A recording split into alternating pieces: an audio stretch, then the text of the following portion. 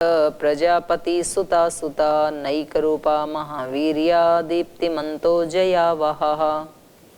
और कह रहे हैं ते कृशास्वस्य पुत्राः, वो जो कृशास्व के पुत्र हैं उनका प्रजापति सुता सुताः, तो उनकी वो जो कृशास्व के पुत्र हैं उनकी प्रजापति दक्ष की 2 पुत्रियां, ये उनकी संतानें हैं।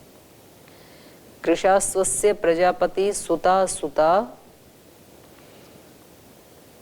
ते अपि पुत्र कृशास्वस्य, वो जो कृशास्व के पुत्र थे उनकी 2 कन्याएं हैं, 2 संतानें हैं, पुत्रियां। नैक रूपा महावीर्या दीप्तिमंतो जयावहाः, और उनके वो कैसे हैं, न एक रूपा, एक ही रूप नहीं है, उनके अनेक रूप हैं। नैक रूपा महावीर्या, और वो सब महान शक्तिशाली हैं। कौन? कृशास्व के पुत्र। महावीर्या दीप्तिमंत जयावहाः, बड़े दीप्तिमान हैं, वो प्रकाशमान हैं, और जयावहाः, जय को दिलाने वाले हैं, विजय दिलाने वाले हैं।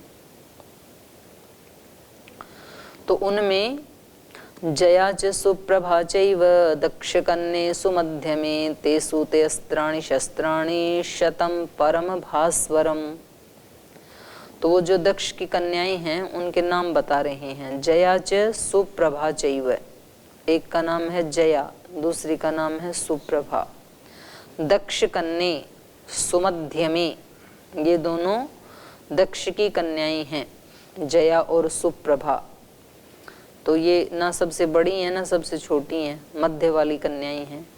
ते सूते अस्त्राणि शस्त्राणि शतम परम भास्वरम, उन दोनों ने 100 परम प्रकाशवान अस्त्रों को सूते उत्पन्न किया है। उत्पन्न किया है मतलब यहाँ ऐसे बच्चे जैसे उत्पन्न नहीं किया है, तो उनके अंदर वो कौशल होगा, विद्या होगी उनके पास, तो इस प्रकार से उन्होंने उनको उत्पन्न किया है। ते सूते अस्त्राणि शस्त्राणि, तो इससे तो ये भी पता लगता है कि बहनें भी अस्त्र शस्त्र आदि बनाने में उस समय निपुण थी। वैसे तो अभी भी सबको सब काम आते हैं, हमने ऐसी जो वो धारणाएं बना रखी है ना, जैसी धारणा ये है कि भाइयों को खाना पकाना नहीं आता है, तो गुरुकुल में कौन पकाता है, कैसा पकाते हैं, तो अपने बड़ाई खुद ही कर रहे हैं। और ये तो मतलब तुलना भी कर रहे हैं, बोल बहनों से अच्छा। आपने खा के देखा है बहनों का क्या? अच्छा, और जितने 5 स्टार होटल हैं, 7 स्टार होटल हैं, तो वहाँ खाना बनाने वाले कौन होते हैं? भाई होते हैं। और लोग जाते हैं वहाँ खाने कि जी वहाँ की इडली बहुत अच्छी बनती है, वहाँ के डोसे बहुत अच्छे बनते हैं, वहाँ का सांभर बहुत अच्छा बनता है, चटनी बहुत अच्छी बनती है। ऐसे किसी चीज़ कहीं कहीं स्थान की कोई चीज़ फेमस हो जाती है तो बनाने वाले भाई ही होते हैं। तो ये धारणा तो ठीक नहीं है। जितने भी देश के या विदेश के भी जो अच्छे अच्छे होटल हैं, बड़े बड़े होटल हैं, उनमें पाचक कौन होते हैं? कहीं अपवाद रूप में कहीं बहनें मिल जाएं तो कहूँ नहीं, मैंने तो जितने भी देखे सब भाई मिलते हैं। तो ये धारणा गलत है कि भाइयों को खाना नहीं बनाना आता। और बल के काम महिलाओं को अबला बोलते हैं। तो आज तो मिलिट्री में, फोर्स में सब जगह बहनें होती हैं, तो कहीं कम नहीं होती हैं। तो शरीर का कोई बहुत ज़्यादा महत्व नहीं है, सभी शरीर सब काम कर सकते हैं अगर उनकी उन कार्यों को करने में रुचि हो तो सामर्थ्य आ जाती है। फिर कुछ सामर्थ्य होती है तब रुचि होती है, तो सब कुछ कर सकते हैं। डॉक्टर भाई भी बन सकते हैं, बहनें भी बन सकती हैं। इंजीनियर भाई भी बनते हैं, बहनें भी बनती हैं। राजनेता भाई भी बन सकते हैं, बहनें भी बन सकती हैं। सब काम सब कर सकते हैं। तो यहाँ पर ये अस्त्र शस्त्र कौन बना रही हैं? दक्ष की कन्याएं जया और सुप्रभा। जया च सुप्रभा चैव दक्ष कन्ये सुमध्यमे तेषु ते अस्त्राणि शस्त्राणि शतं परम भास्वरम। दोनों ने मिलकर 100 अस्त्र शस्त्र बना दिए। 50 सुतान लेभे जया लब्धवरावरान वधायासुर सैन्यानाम अप्रमेयान रूपेण। तो उनमें से 50 को तो जया ने बनाया, और उनको कैसे उसने बनाया? पुत्र की तरह। 50 सुतान लेभे, 50 सुतों को, पुत्रों को प्राप्त किया है। तो ये भी मतलब एक वही है, अलंकारिक वर्णन है। तो किसी किसी व्यक्ति को, हम अभी ऑस्ट्रेलिया गए तो एक व्यक्ति के घर में श्रद्धेय स्वामी जी महाराज रुके, तो उसके घर में एक फोटो थी। एक फोटो के इस साइड में सफ़ेद कुत्ता, इस साइड में काला कुत्ता, बीच में वो खुद बैठे थे, पति पत्नी और एक छोटा बच्चा उनके पास। तो वैसे ही वो बात कर रहे थे, तो बोले जी मेरे ना ये 2 पुत्र थे, तो एक 18 वर्ष की आयु में गुजर गया, एक 20 वर्ष की आयु में गुजर गया। समझ देखिए, इतना तो लगता नहीं है, क्योंकि उसका जो बच्चा वो बिल्कुल छोटा सा था और वो भी गोद लिया हुआ था, वो भी उसका अपना रियल तो नहीं था। तो स्वामी जी चक्कर में पड़ गई।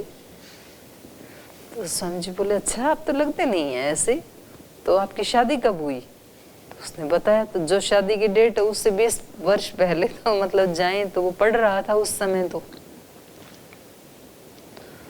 फिर बोले स्वामी जी शायद आप समझ नहीं पाए, ये जो चित्र में बैठे इनकी बात कर रहा हूँ मैं।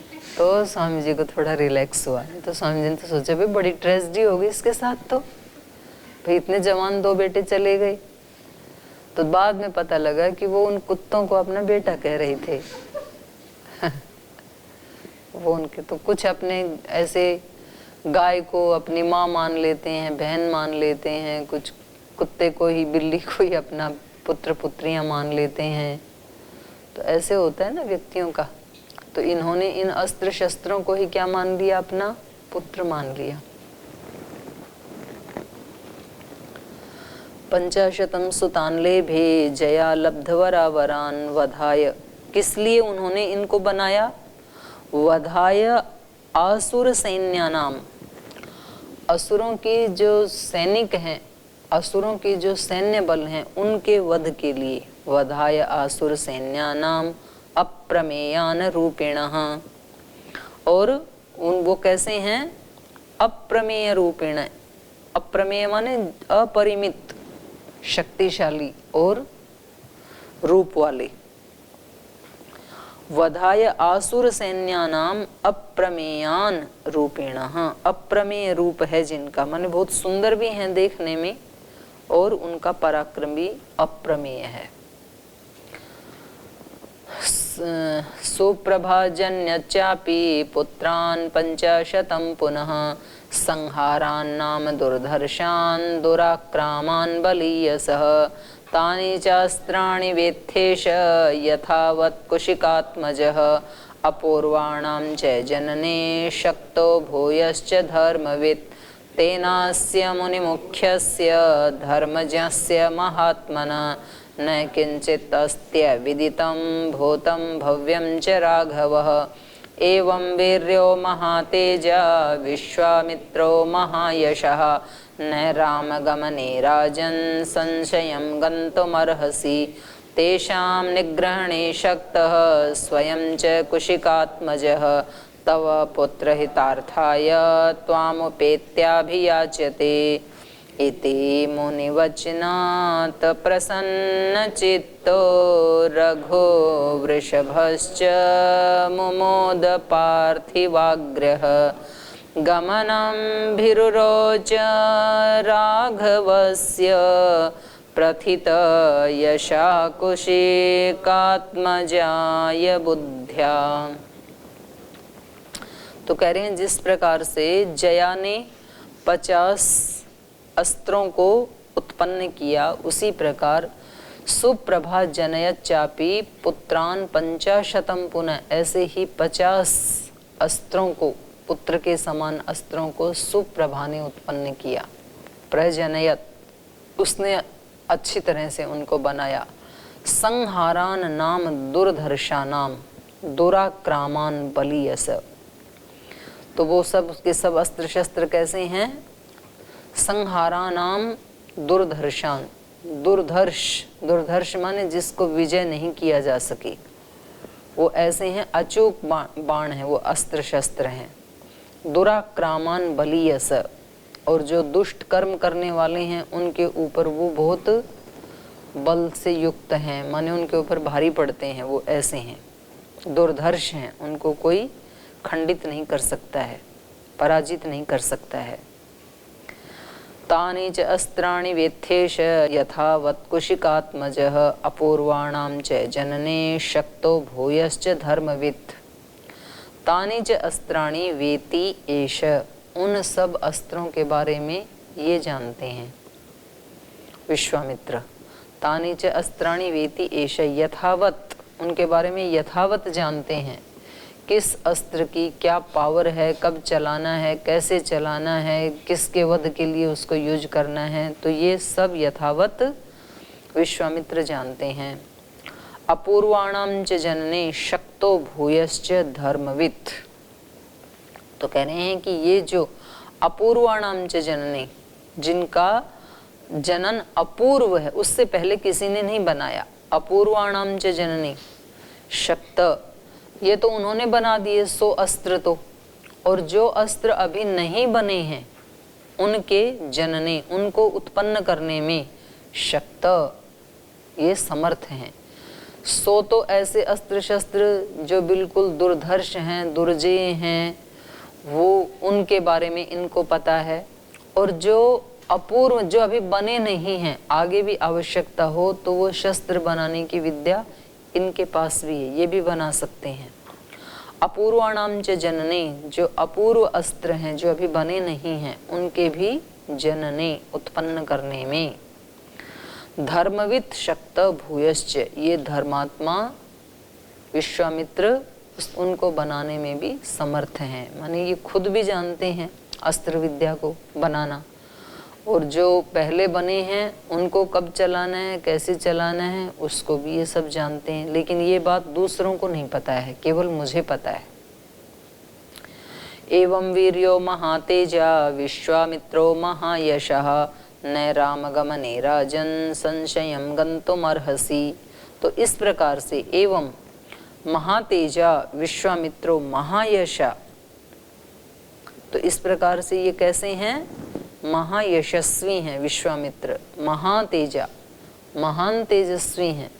आप इनको कोई सामान्य भिखमंगा सन्यासी मत समझ लेना, हाँ, कि जैसे आगे मेरे बेटे को मांगने के लिए, और इनके पास कोई सामर्थ्य है नहीं, असुरों से डर करके भागा ही यहाँ, ऐसे मत समझना इनको। ये बड़े यशस्वी सन्यासी हैं, बड़े महातेजस्वी हैं, बड़े वीर्यवान पराक्रमी मुनि हैं ये।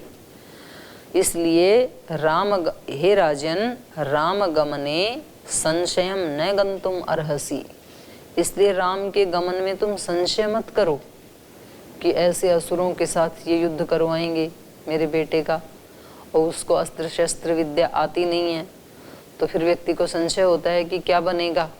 तो ये कह रहे हैं कि आप उसमें बिल्कुल भी संशय मत करो, ये इतने ज़्यादा कमज़ोर व्यक्ति नहीं है। तो ऐसे तो होता ही है ना कि हम कोई भी चीज़ अपने हाथ से नहीं देना चाहते, हमारे से छीन ली जाए वो अलग बात होती है। कोरोना में कितने लोग मर गए, लेकिन वैसे कोई कहे कि जी अपने इस घर के इस व्यक्ति को थोड़ा सेवा के लिए भेज दो ना 15-20 दिन के लिए वहाँ, तो बोलते टाइम ही नहीं है हमारे यहाँ, तो बिल्कुल ही समय नहीं है, भेजते नहीं है, और सदा सदा के लिए भेज देते हैं। तो ये तो एक अलग बात होगी, भगवान ने जबरदस्ती छीन लिया। पर भगवान की सेवा के लिए अपने संतानों को किसी ऐसे स्थान पे, जैसे आपके माता पिता ने आपको समर्पित कर दिया, कुछ कहने कर दिया, कुछ जबरदस्ती हो गई, नहीं किया, तो ऐसे सबको विश्वास नहीं होता है। लोगों को ये लगता है मतलब वहां गए तो इसका पैदा होना ही व्यर्थ। अब उनको ये नहीं पता कि मतलब वहां तो कई गुना ज्यादा सार्थकता है, संसार में रहे तो व्यर्थ ही है फिर, क्योंकि संसार में बड़ा काम करने वाला होता है कोई भूला भटका, करोड़ों में एक, और इस रास्ते के ऊपर कुछ ना कुछ तो व्यक्ति करेगा। अगर वो 2 कदम भी आगे चलता है श्रेष्ठ मार्ग के ऊपर, तो सदा सदा के लिए इतना मार्ग तो तय हो ही गया। तो अर्जुन ने पूछा ना गीता में भगवान कृष्ण से कि जी ये जो आप बता रहे हैं कि कोई करोड़ों व्यक्तियों में से कोई एक व्यक्ति इस मार्ग पे चलने के लिए मन बनाता है, और फिर वो जो हजारों चलने वाले व्यक्ति हैं उनमें से कोई एक सिद्धि को प्राप्त करता है, मतलब मुझे प्राप्त करता है, ईश्वर को प्राप्त करता है। तो अर्जुन बोला कि कहीं ऐसा ना हो जाए कि हम ना उस संसार के काम के रहें और ना इधर सिद्धि को प्राप्त करें। जैसे हवा से उड़ाया हुआ बादल होता है आकाश में, तो ना वो बरस सकता है क्योंकि हवा उड़ा के ले गई इधर, तो ना वो बरसने के काम का, ना इधर का ना उधर का। तो अध्यात्म मार्ग पे चले तो ना तो अंदर की कोई सिद्धि मिली, ना कोई सुयश मिला, ना ऐसी विद्या मिली, और ना उस संसार का सुख मिला। तो दुविधा में दोनों गए, माया मिली ना, दोनों ही नहीं मिले। ऐसा ना हो जाए कहीं, तो इससे अच्छा है कि भाई इस मार्ग को दूर से ही प्रणाम है, इस पे चले ही नहीं हम, ऐसे अर्जुन ने पूछा। अर्जुन बहुत सरल हैं, जो मन में आता वो पूछते हैं अपने गुरु से कि ऐसा ना हो जाए कहीं, तो फिर हम क्या करेंगे, तो इससे अच्छा तो हम चले ही नहीं। आप हमारे कोई योग सांख्य का मार्ग बता रहे हो, भक्ति का, ज्ञान का, कर्म योग का मार्ग बता रहे हो, तो इससे अच्छा तो फिर हम इधर पैर ही ना रखें, वही अच्छा है। तो अपना वही ठीक है, कुछ ना, संसार तो जिंदाबाद है ही अपने लिए। तो इस मार्ग पे कुछ नहीं मिला तो उन्होंने कहा कि इसमें आपको डरने की आवश्यकता नहीं है। यदि आप सिद्धि को प्राप्त नहीं भी हुए तो जितनी आपने यात्रा तय की, जितना आपने किया, तो अगले जन्म में वहीं से यात्रा प्रारंभ फिर हो जाएगी। तो 2 कदम भी आपने आगे बढ़ाए तो 2 कदम तो सफलता मिली ना। वहां रहते तो 2 कदम भी नहीं बढ़ पाते। और रही बात भोगों की, वहां जो सुख मिलने थे, जैसा आपका कर्माशय था, वो तो इधर भी मिल ही जाएगा। और इस जन्म में नहीं मिला तो आगे कहीं मिल जाएगा, वो सुरक्षित है। जो आपको मिलना था वो बोनस, इससे बढ़िया सुख मिले तो बहुत अच्छी बात है, नहीं तो इतना तो आपका ऐसे कि ऐसे है। और आप यदि बीच में उस सिद्धि को प्राप्त किए बिना, ईश्वर को प्राप्त किए बिना, मान लो आपका शरीर ही छूट गया, तो आगे योगियों के कुल में पैदा होंगे, सिद्धों के, विद्वानों के कुल में पैदा होंगे, फिर लग जाएंगे। तो बिल्कुल भी घाटा नहीं है इस मार्ग में चलने का। हमने कोई छोटी सी भी अपनी आदत ठीक कर ली, माना कि हमने पूरा का पूरा अपने स्वभाव को ठीक नहीं किया, पर कोई एक आदत भी हमने ठीक कर ली तो वो भी तो बहुत अच्छी बात है। वहां तो वो भी नहीं हो पाती। तो मार्ग सबसे श्रेष्ठ यही है, कहीं भी रह करके व्यक्ति चल ले जैसी उसकी रुचि है। और ऐसा नहीं है कि उस मार्ग पे चलने वाले लोगों को लाइसेंस दे दिया है भगवान ने कि खूब तुम उल्टे पुल्टे काम करना, भोग करना, ऐसा नहीं है। वो आश्रम भी सबसे ज्येष्ठ और श्रेष्ठ बताया है। तो वहां रह करके भी व्यक्ति को करना यही है, धर्म के मार्ग पे ही चलना है, अध्यात्म के मार्ग को ही अपनाना है। वहां रह करके भी अहिंसा, सत्यस्तेय, ब्रह्मचर्य, परिग्रह, यम, नियम, आसन, प्राणायाम, प्रत्याहार, धारणा, ध्यान, समाधि, वो सब करना ही है। तो जब वहां भी करना, यहाँ भी करना, तभी आत्मा को मुक्ति मिलेगी। तो कम से कम ऐसे स्थान पे रह करके करें जहाँ आसानी से हो सकता है। तो वहां तो बड़ी कठिनाई है क्योंकि माहौल ही एक अलग है। वहाँ कहाँ धारणा ध्यान की बातें, वहाँ तो एक अलग ही दुनिया है। तो इसलिए भी ये मार्ग बड़ा सुरक्षित है। तो ये इनको बता रहे हैं कि राम के साथ विश्वामित्र के साथ राम को जो भेज रहे हैं, इसमें आपको संशय नहीं करना चाहिए। संशय आत्मा नष्ट हो जाता है, संशय आत्मा विनश्यति। संशय करके उसको ठीक करना चाहिए। संशय तो ठीक है, संशय नहीं होगा तो फिर ज्ञान, उसको तत्व को सत्य को पहचानने की जिज्ञासा तो संशय से ही होती है कि ये ऐसा है या नहीं है। पर उस संशय को उठा करके फिर उस संशय का निवारण जरूर करना चाहिए। संशय उठा लिया और निवारण किया नहीं, तब तो फिर नष्ट होना ही पड़ेगा। कहीं किसी व्यक्ति को कोई रोग है, हार्ट में ब्लॉकेज है, हार्ट खोल दिया और फिर उसको सीला ही नहीं, तो तब तो मरेगा व्यक्ति। तो खोला उतना तो ठीक है, लेकिन फिर उसमें स्टंट आदि डाल के उसको सीलना भी तो है। तो हम एक काम तो कर देते हैं, सीलते नहीं हैं। कुछ ये काम मत पंथ संप्रदाय के लोग भी कर देते हैं। आप में ये दोष हैं, ये बुराइयां हैं, तो वो खोल तो दिया, ऑपरेशन तो कर दिया, चीर फाड़ कर दी पूरी, तो इसकी सिलाई भी तो करो। अब ये ठीक मार्ग पे कैसे चले, इसका जीवन बढ़िया कैसे बने, तो उसके लिए भी तो अपनाओ इसको, इसका उद्धार भी तो करो। डॉक्टर किसी कैंसर के रोगी को ऐसे थोड़ी छोड़ देता है। तो अगर उसको, उसके अंदर कोई दोष है उसके शरीर में, तो पहले उसको निकालता है दोष को, फिर उसको सिलाई करता है, सीलता है, फिर उसकी मरहम भी देता है, घाव ठीक हो जाए, तब उस व्यक्ति को घर भेजता है कि अब तुम जा सकते हो। तब तक अपने अंडर में रखता है। तो ये काम गुरु का भी होता है, ये काम शास्त्र का भी होता है। तो जो भी जिस भी मत पंथ संप्रदाय के व्यक्ति हैं, तो उनको ये काम करेंगे या करते हैं तो उनका संप्रदाय फिर आगे बढ़ता है, ज़्यादा लोग आएंगे फिर उनके पास। नहीं करते हैं तो फिर वो पीछे चला जाएगा।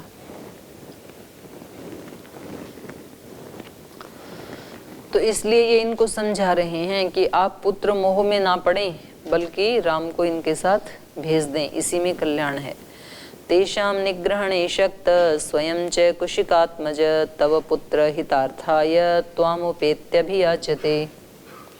और कह रहे हैं कि वो जो शस्त्र ये बना सकते हैं, तेषां निग्रहणे, उनका निग्रहण करने में, स्वयं शक्त, ये स्वयं समर्थ हैं। और यहाँ तेषाम उनके लिए भी आ सकता है, राक्षसों के लिए भी, जो इन्होंने हिंदी में अर्थ किया है, इन्होंने तेषाम से राक्षसों का ग्रहण किया है। तेषाम निग्रहणे स्वयं च शक्त कुशिकात्मज, उन राक्षसों का हनन करने में, निग्रहण करने में ये स्वयं भी समर्थ हैं। ये तो इन्होंने पहले खुद भी बताया था कि उनको तो मैं ही मार सकता हूँ, लेकिन मैंने व्रत क्या ले रखा है, अहिंसा का। तेषाम निग्रहणे शक्त स्वयं च कुशिकात्मज तव पुत्र हितार्थाय, आपके ही ही आए हैं, इसमें आपका हित है। किसी और राजा के पास भी जा सकते थे, क्योंकि उनको मारने से जो सुयश मिलने वाला है। तो यही बात तो कही थी भगवान कृष्ण ने भी कि निमित्त मात्र भव सव्यसाचिन, आप तो निमित्त बन जाओ, इनको मार तो मैंने ही रखा है। मैंने मार रखा मतलब इनके बुरे कर्मों ने ही इनको मार रखा है। तो तुम तो यशो लभस्व, यश प्राप्त कर लो, यश मिलेगा तुम्हें। तो बस महाराज जी कहते हैं तुम तो योग का प्रचार प्रसार करके यश प्राप्त कर लो। योग के बारे में तो प्रचार तो मैंने ही कर रखा है, और उसके परिणाम क्या आते हैं वो तो हमने ही रिसर्च करके बता दिया है। तो अब तुम तो किसी को ठीक करके उसका यश प्राप्त कर लो। तो ये इनके पास आए हैं। जब कोई बड़े व्यक्ति हमें कोई सेवा देते हैं, कोई कार्य देते हैं, कोई जिम्मेदारी देते हैं, तो समझो उसमें हमारा हित है। वो काम तो उनका तो होना ही है, हम नहीं करेंगे कोई और करेगा, क्योंकि उनकी जो प्रतिज्ञा है, उनके जो हेतु हैं, उनके उदाहरण हैं, उनके जो साधन हैं, वो पहले से ही सुनिश्चित है, वो काम होना ही है। आप निमित्त नहीं बनेंगे, कोई और बन जाएगा। अर्जुन निमित्त नहीं बनता, भगवान कृष्ण किसी और आत्मा को निमित्त बना लेंगे। और ये होता है कि हमारे पास जब वो चीज आती है ना, तो हम प्रमाद के कारण, आलस्य के कारण उसको रिसीव नहीं कर पाते हैं भगवान की कृपा को। वो कार्य तो होना ही है, तो फिर हम बाद में बोलते हैं, बोले अच्छा ये इन्होंने जो स्वामी जी ने जो काम किया ना, ये तो हमारे दादाजी भी ऐसे ही कहा करते थे, हमारे मत पंथ संप्रदाय के जो बड़े गुरुजी थे वो भी ऐसे ही बोला करते थे, हमारे नाना जी भी ऐसे ही बोला करते थे। बोला तो करते थे, किया तो नहीं ना। तो इसका मतलब है कि वो प्रेरणा इस ब्रह्मांड में कभी ना कभी उसके पास गई, उस आत्मा के पास, उसने रिसीव नहीं किया, इधर आ गई, वो स्वामी जी के पास आ गई। हम सबके जीवन में ऐसे अवसर आते हैं। हमें जब कोई काम कोई बड़ा बताता है, कोई सेवा बताता है, तो समझ लो आपको श्रेष्ठ प्रूव करने का एक चांस भगवान ने आपको दिया है। तो आप उसको रिसीव करके अपने आप को उसके लिए योग्यतम प्रूव करो, प्रमाणित करो। आप नहीं करोगे, कोई और प्रमाणिक हो जाएगा। ये तो सृष्टि में जो ईश्वर को करना है उसको कोई टाल नहीं सकता। योग का काम होना ही था, उससे पहले किसी ने उसको योग की प्रेरणा को रिसीव नहीं किया, स्वामी जी ने कर लिया। आयुर्वेद का काम होना था, आचार्य जी ने उसको स्वीकार कर लिया और उन्होंने नहीं किया, तो श्रेय उनको मिल गया। तो ऐसे निमित्त तो बनता ही है कोई ना कोई किसी श्रेष्ठ काम में। तो ये इनको क्या बता रहे हैं, तव पुत्र हितार्थाय, इसमें आपके पुत्र का हित है, राम का ही हित है। जो त्वाम उपेत्य अभियाचते, जो ये आपके पास आकर आपके पुत्र को मांग रहे हैं, इसमें आपकी भलाई है, इनकी नहीं। तो हमें कई बार ये भ्रम हो जाता है कि हम यहाँ आ गए तो हम पता नहीं कितना बड़ा उपकार कर रहे हैं स्वामी जी महाराज पे या आचार्य जी पे या पतंजलि योगपीठ, उन पे नहीं कर रहे हैं, वे हमारे ऊपर उपकार कर रहे हैं जो उन्होंने हमारे को अपना लिया। नहीं तो हमारी जो चेतना की शक्ति है वो अभिव्यक्त नहीं हो पाती। तो ये कृपा हमारे ऊपर है, जो हमें चांस मिला, एक सेवा का अवसर मिला, एक पढ़ने का अवसर मिला, ऐसे सोचना चाहिए व्यक्ति को। ये भी ऐसे ही कह रहे हैं, तव पुत्र हितार्थाय त्वाम उपेत्य अभियाचते, स्वयं आपके पास आकर के याचना कर रहे हैं। ये तो स्वयं इतने समर्थ हैं, दो की तो बात छोड़ो, सारी धरती को राक्षसों से विहीन कर दें, इतना इनके पास सामर्थ्य है। इति मुनि वचनात् प्रसन्न चित्तो रघुवृषभश्च मुमोद पार्थिवाग्र। तो ऐसे अपने गुरु के, मुनि के वचनों को सुनकर के महाराजा दशरथ प्रसन्न चित्त हो गई। तो रघुवृषभश्च मुमोद, रघुकुल के भूषण, मुमोद मुद हर्षे, हर्षित हो गई। पार्थिवाग्र, पार्थिवों में माने राजाओं में जो सबसे अग्रणी हैं, माने सबसे श्रेष्ठ हैं, जो वो खुश हो गए।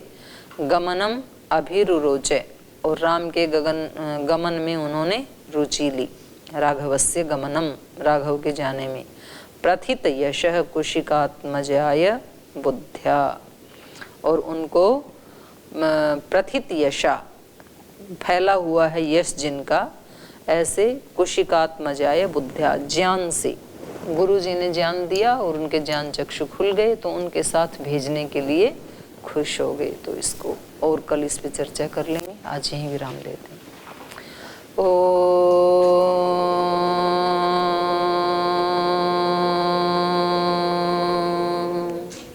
शांति शांति शांति। श्री गुरुभ्यो नमः। हरि के नाते से सब नाते, इससे सभी सुहाते। हरि के नाते से सब नाते, इससे सभी सुहाते। किससे वैर करेंगे प्यारे, विविध रूप धर आते। किससे वैर करेंगे प्यारे, प्यारे, विविध रूप धर आते।